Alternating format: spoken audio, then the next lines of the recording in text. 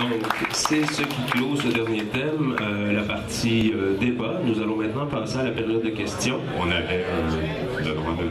Excuse-moi, je suis mêlé. Donc, par rapport aux différents moyens de pression utilisés, donc, premièrement, c'est important de savoir que c'est pas de gaieté de cœur qu'on se prépare à faire la grève, c'est pas de gaieté de cœur qu'il y a environ 130 000 étudiants qui font la grève en ce moment. Il y a eu beaucoup d'actions qui ont été faites. Il y a eu plusieurs rencontres avec le gouvernement qui ont eu lieu. Il y a eu une pétition de plus de 30 000 noms qui ont été remis il y a environ 1 an et demi au gouvernement. Il y a eu une rencontre des partenaires en éducation où on avait été invités, où les fédérations étudiantes ont décidé de participer. On s'est rendu compte qu'on faisait rire de nous alors que toutes les options étaient sur la table. Ils ont ouvert la rencontre en spécifiant qu'il n'y aurait pas de gel de frais de scolarité, c'était nécessairement une hausse, alors qu'on nous avait dit que toutes les options étaient sur la table. Il y a eu plusieurs autres actions. Il y a eu une manifestation de 55 000 personnes à Montréal, des gens qui réclamaient un budget équitable, ce qui incluait un gel des frais de scolarité. Il y a aussi eu différentes actions de sensibilisation par rapport à ça, des tentatives de rencontre avec le gouvernement. Le 10 novembre dernier, il y avait 30 000 étudiants dans les rues de Montréal qui réclamaient le gel des frais de scolarité. La réponse du gouvernement à cette manifestation-là, ça a été de payer une firme de consultants externes à des dizaines de milliers de dollars pour faire des sites qui faisaient la promotion de la hausse des frais de scolarité et d'acheter les mots-clés des différentes organisations étudiantes, donc des noms des organisations étudiantes, ce qui fait que lorsque tu tapais sur Google, par exemple, le nom de la fédération étudiante, tu tombais sur le site de propagande du gouvernement du Québec. Donc, pour l'instant, nous, ils veulent toujours plus nous rencontrer. Alors, c'est pas des gaietés de cœur qu'on se rend là, mais c'est un moyen qui marche, c'est un moyen qui va obliger le gouvernement à négocier.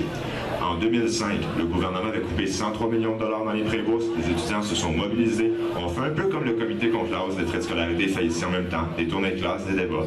Ils ont fait la grève, ils s'y sont rendus et ils ont gagné. En 1996, les gouvernements voulaient hausser les frais de scolarité. Les étudiants se sont mobilisés, ont fait la grève et ils ont gagné. Le gel a été maintenu. On peut faire la même chose maintenant en 2012. Dans l'histoire, on voit que les grèves étudiantes ont donné des résultats concrets, ont permis des gains. Ensuite, pour ce qui est, en fait, ici, pour ce qui est de la légitimité de ce moyen-là, il y a déjà en ce moment un comité d'environ une trentaine de personnes qui organisent des actions par rapport à ça, qui sensibilisent les gens pour aller en grève. Il y a de plus en plus de gens qui se rallient. Les carrés rouges pullulent partout dans l'école. Il y a une manifestation interne de 70 personnes qui a été tenue mardi dernier. Donc, des gens qui ont marché silencieusement dans le cégep en rouge pour signifier leur approbation à la campagne qui est menée en ce moment.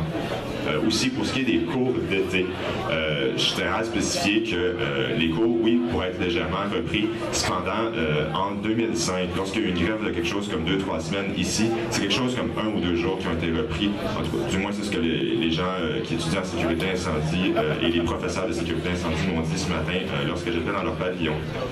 Aussi, pour la session d'été, non, la session ne sera pas annulée. Non, la session d'hiver ne sera pas annulée. C'est jamais arrivé dans l'histoire. Ça sera un coût économique beaucoup trop grand pour le gouvernement. S'il y a besoin d'avoir un décalage de quelques jours pour la session d'été, elle aura lieu. Il faut ce qu'il faut.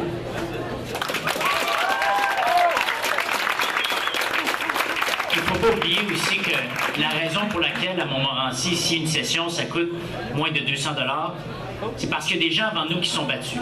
Parce que le véritable coût d'une session, on parle plutôt de 5-6 000 $, par exemple, pour des étudiants étrangers qui viennent étudier au collège. Mais la raison pour laquelle c'est si abordable, c'est parce qu'avant nous, nos parents, nos grands-parents, ont fait des manifestations, ont fait des grèves, et c'est beaucoup grâce à eux si plusieurs d'entre nous sommes ici aujourd'hui. Si une session à Montmorency, ça coûtait 5-6 000 $, il n'y aurait peut-être pas 7 000 étudiants qui étudieraient ici au collège. Il n'y aurait peut-être pas autant d'étudiants de la classe moyenne, peut-être pas autant d'étudiants des milieux défavorisés. Moi, ce que je me dis, c'est que peut-être qu'aujourd'hui, c'est à notre tour de, oui, faire un sacrifice, mais de faire un sacrifice qui est calculé pour donner aux générations futures la chance d'accéder à une éducation abordable et de qualité.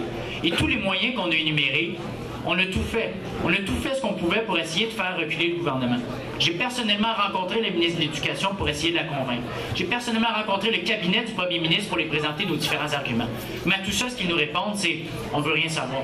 Nous, on veut augmenter les frais de scolarité, c'est ça notre plan. Puis peu importe ce que vous allez nous dire, on ne va pas reculer. Donc face à ça, il faut faire un choix. Et ce que nous propose le comité pour l'augmentation des frais de scolarité, c'est d'être des citoyens tapis sur lesquels le gouvernement s'essuie les pieds. Moi, je pense qu'au contraire, on a la chance aujourd'hui de se tenir debout, d'envoyer un message clair au gouvernement Charest et de lui montrer que les jeunes ne se laisseront pas passer une augmentation des frais de scolarité.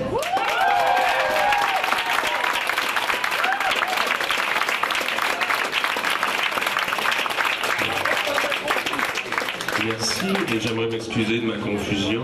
Là, je pense que c'est vraiment fini, la partie débat. On va passer à la période de questions.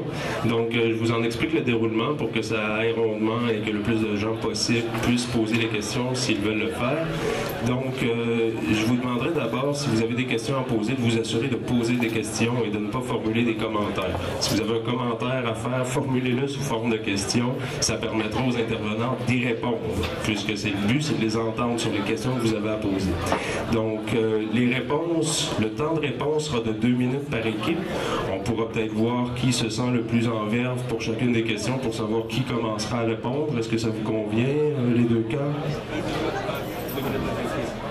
Donc, 2 minutes par camp pour répondre aux questions. On semble d'accord avec la façon de procéder.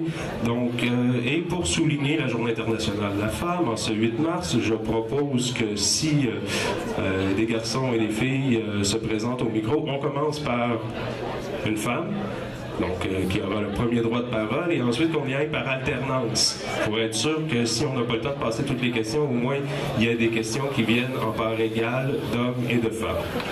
Donc, je vous invite, si vous voulez poser des questions, à vous présenter au micro central qui est juste ici devant moi, à les formuler de façon claire, la plus brève possible aussi, et bien sûr la plus respectueuse possible. Donc, c'est effectivement une demoiselle. Moi, j'ai une question pour savoir la majorité de l'argent de cette hausse-là à Valéco. Moi, j'aimerais savoir la majorité de l'argent de cette hausse va aller dans les mains de qui? Donc, est-ce que on tire à pile ou fait? Ça vous va si c'est Mme Rogers qui prend la parole? D'accord, et on chronomètre 2 minutes. Journée de la femme, on y va de femme en femme, ça commence bien.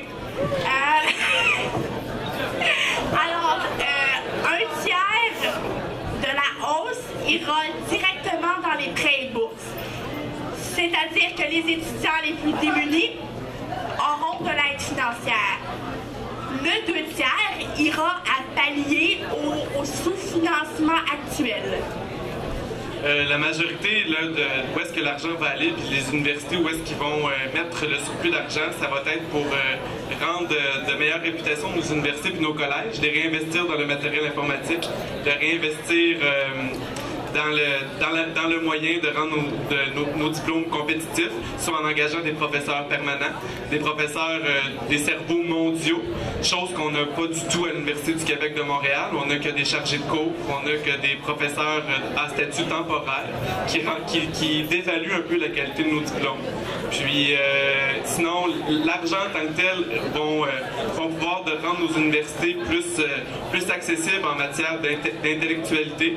Puis, je pense qu'il y a qui aimerait rajouter quelque chose?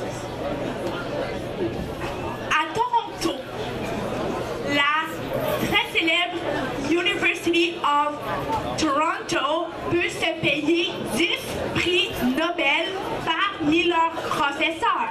C'est quand même pas rien, 10 prix Nobel.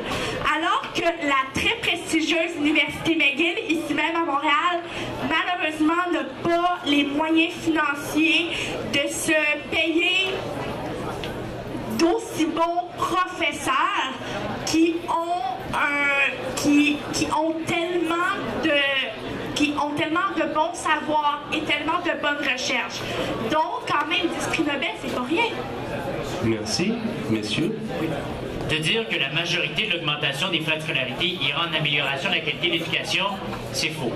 En fait, 35 de l'augmentation des frais de scolarité va aller au maintien du programme de prêts et bourses. Un autre 20 va servir à pallier les différents crédits d'impôt provinciaux et fédéraux pour les frais de scolarité. C'est donc dire que 55 de l'augmentation des frais de scolarité sert aux différents programmes administratifs. Donc, aucun sou qui va à l'amélioration de la qualité de l'éducation. Pour ce qui est du 45 restant, bien, une bonne partie de cet argent-là va servir à améliorer le positionnement concurrentiel des universités. Ça, qu'est-ce que ça veut dire? Ça veut dire davantage de publicité, davantage de promotion pour attirer des clients des différents pays, pour les attirer ici au Québec. Une autre part du financement va également aller à l'amélioration de la gestion des universités québécoises. Ça, c'est-à-dire davantage de bureaucratie. Et pour les sommes qui restent, qui sont censées aller en amélioration de la qualité de l'éducation, laissez-moi en douter. Par exemple, depuis 2007, les frais de scolarité au Québec ont augmenté de 30 et on nous avait promis que ça servirait à améliorer